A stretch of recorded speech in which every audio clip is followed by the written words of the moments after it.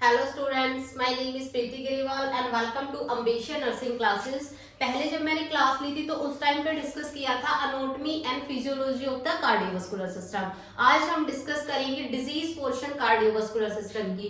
ठीक है, most common सबसे पहले जो हम डिजीज कंडीशन डिस्कस करेंगे वो हम डिस्कस करेंगे वेन की डिजीज कंडीशन। ठीक है, तो जो आज का हमारा डिसऑर्डर है जो हम डिस्कस करेंगे वो है हमारा वेरिकोज वेन।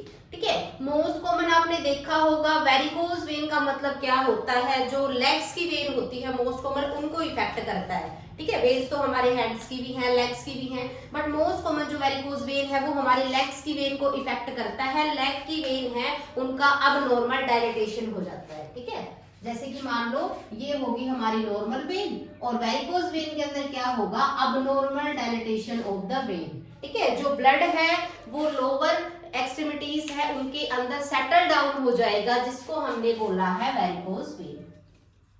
ठीक है, तो सबसे पहले हम डेफिनेशन को डिस्कस करेंगे। डेफिनेशन में क्या होगा, अबनॉर्मल डायलेटेशंस ऑफ द वेन। ठीक है, abnormal dilatation of the when. When का जो अबनॉर्मल डायलेटेशन होता है उसको हम क्या बोलेंगे, वेरिकोज वेन बोलेंगे। एग्जाम में लिखना है तो आप कैसे लिखेंगे, it is defined as the abnormal dilatation of the vein is known as the varicose vein. ठीक है, देन हम डिस्कस करेंगे इटियोलॉजी। क्या क्या कारण होते हैं जिनकी वजह से पर्सन को क्या हो सकता है, वेरिकोज वेन की दिक्कत हो सकती है। क्या क्या कारण हो सकते हैं, अगर पर्सन है वो लंबे टाइम तक खड़ा रहता है, खड़ा रहेगा तो ब्लड है वो नीचे की तरफ सेटल डाउन होगा पैरों के अंदर, जिसकी वजह से पर्सन को वेरिकोज वेन हो सकता है। तो हम क्या लिख सकते हैं, लॉन्ग टर्म स्टैंडिंग पोजीशन। अगर लंबे टाइम तक स्टैंडिंग पोजीशन है तो उसकी वजह से भी पर्सन को क्या हो सकता है, वेरिकोज वेन हो सकता है। या पर्सन के अंदर मोटापा है जिसको हमने बोला है ओबेसिटी। ठीक है, ओबेसिटी की वजह से भी हो सकता है, या और हमारे क्या क्या कारण हो सकते हैं, प्रेगनेंसी। ठीक है, प्रेगनेंसी में भी हो सकता है। ठीक है, प्रेगनेंसी है, ओबेसिटी है लंबे टाइम तक, या पर्सन को क्या है, मल्टीपल प्रेगनेंसी है। एक साथ ट्विंस बेबी है अगर मदर के वोम के अंदर, तो उस टाइम पे भी प्रेशर जो लोअर एक्सट्रीमिटी है उन पे ज्यादा पड़ेगा। और क्या हो सकता है, अगर पर्सन के अंदर कोलेस्ट्रॉल लेवल ज्यादा है, ठीक है, तो क्या हो सकता है, हाई कोलेस्ट्रॉल लेवल। अगर पर्सन के अंदर कोलेस्ट्रॉल लेवल ज्यादा है तो उसकी वजह से भी पर्सन को क्या हो सकता है, वेरिकोज वेन हो सकता है। ठीक है, तो ये हमने क्या डिस्कस किया, डेफिनेशन को डिस्कस किया, उसके बाद हमने इटियोलॉजी को डिस्कस किया, देन हम डिस्कस करेंगे क्लिनिकल मैनिफेस्टेशन। ठीक है, क्लिनिकल मैनिफेस्टेशन। क्लिनिकल मैनिफेस्टेशन का मतलब होता है sign and symptom, short term में आप इसको सीएम लिख सकते हैं। ठीक है, तो क्लिनिकल मैनिफेस्टेशन को डिस्कस करेंगे। इसमें क्या हो सकता है, कई बार ऐसा हो सकता है कि पेशेंट के अंदर कोई सिम्टम्स ही शो नहीं होते। ठीक है, अगर सिम्टम शो नहीं होंगे तो स्पेसिफिक कोई ट्रीटमेंट की जरूरत नहीं होती है। ठीक है,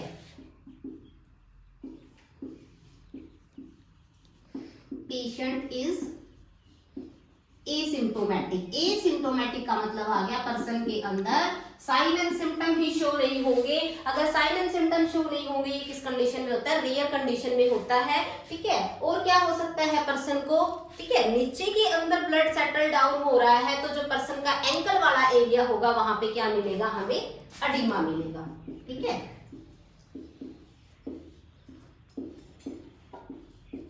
एंकल एडिमा हो सकता है पर्सन को।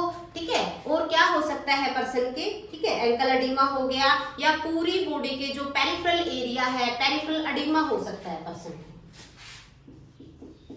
ठीक है, सेम ही है, एंकल और पेरिफेरल एडिमा में इतना डिफरेंस नहीं है। ठीक है, पेरिफेरल एडिमा हो सकता है पर्सन को।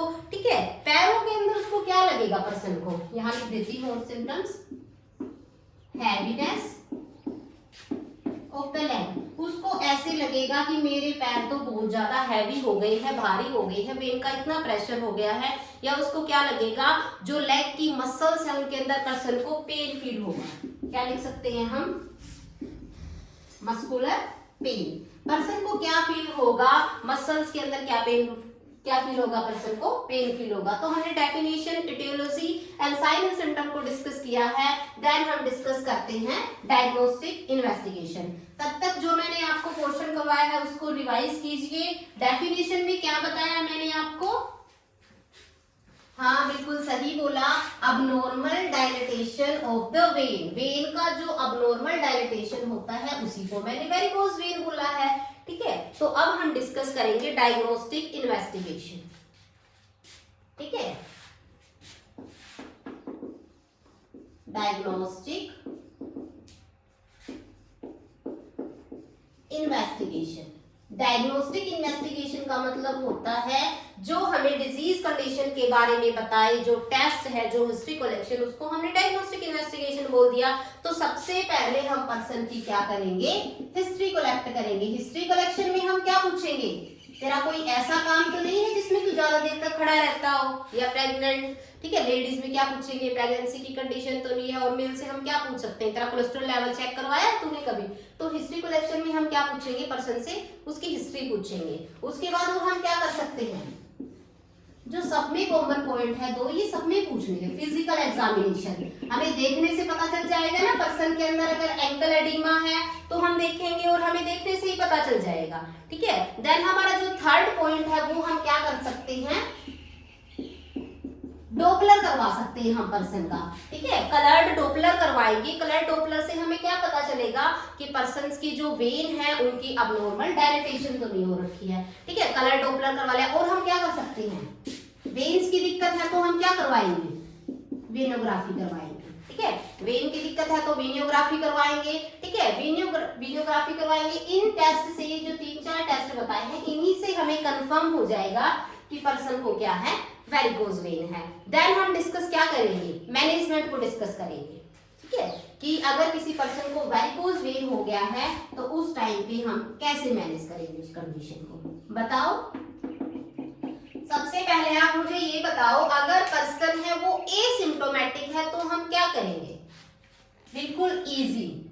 अगर पर्सन है वो क्या है, एसिम्प्टोमेटिक है, तो उस कंडीशन में क्या होगा, no need to treatment. Treatment की कोई दिक्कत ही नहीं है जब उसको साइन एंड सिम्टम्स नहीं आ रहे हैं तो। ठीक है, और हम क्या कर सकते हैं, उसको बोलेंगे अपने लेग को एलिवेट करके रखना है। ठीक है, एलिवेशन ऑफ द लेग को एलिवेट करके रखना है, जिसकी वजह से क्या होगा, उसकी रिड्यूस स्वेलिंग। अगर पर्सन के लेग के अंदर स्वेलिंग आई हुई है तो हमें उसको ये बोलना है अपने लेग को एलिवेट करके रखेगा, या आजकल क्या आते हैं, कंप्रेशन स्टोकिंग। ठीक है, ऐसी सॉक्स वगैरह या ऐसी स्टोकिंग आती है जिनको हम क्या करेंगे, पैरों के अंदर डालेंगे और जो पैरों की स्वेलिंग है वो क्या हो जाएगी, कम हो जाएगी। ठीक है, तो हमने एसिम्प्टोमेटिक लेग को एलिवेट करेंगे पर्सन की। और हम क्या कर सकते हैं, स्क्लेरोथेरेपी कर सकते हैं। ठीक है, स्क्लेरोथेरेपी। ठीक है, हम क्या कर सकते हैं, पर्सन को स्क्लेरोथेरेपी करेंगे। स्क्लेरोथेरेपी में क्या होता है, एक सॉल्यूशन होता है। ठीक है, एक सॉल्यूशन होता है, उसको क्या करेंगे, पर्सन की वेन के अंदर डालेंगे 21 डेज के बाद। ठीक है, अफेक्टेड वेन है वहां पे डालेंगे। अफेक्टेड वेन में डालने के बाद क्या करेंगे, उस वेन को हम ड्रेन आउट करना स्टार्ट कर देंगे। मान लो जैसे कि ये लेग वाला एरिया है नहीं, वैसे एग्जांपल दे रही हूं मैं आपको। ये लेग वाला एरिया है, इसकी वेन है वो हमारी वेरिकोज हो रखी है, डायलेट हो रखी है। हम स्क्लेरोथेरेपी के अंदर क्या करेंगे, जो वेन इफेक्टेड है वहां पे क्या डालेंगे, हम सॉल्यूशन डालेंगे।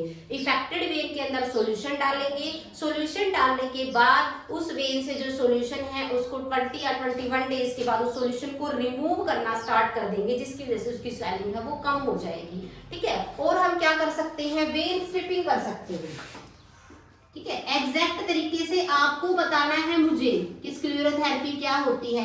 क्या करेंगे, वेन स्ट्रिपिंग करेंगे। वैसे थोड़ा ओवरऑल मैंने आपको आइडिया दे दिया है। वेन स्ट्रिपिंग करेंगे। वेन स्ट्रिपिंग में क्या होगा, जो इफेक्टेड वेन होती है उसी को हम रिमूव कर देंगे, जिसको हमने बोला है वेन स्ट्रिपिंग। ये क्या है, एक सर्जिकल प्रोसीजर है। तो ये क्या था, हमारी मैनेजमेंट थी, डेफिनेशन है, एटियोलॉजी है, साइन एंड सिम्टम्स है। ठीक है, इन सब को आज हमने sign and symptom, diagnostic, investigation, management, इनको आज हमने डिस्कस किया है वेरिकोज वेन। अगर आपको कोई भी डाउट है वेरिकोज वेन से रिलेटेड तो आप कमेंट सेक्शन में कमेंट कर सकते हैं। And thank you so much guys.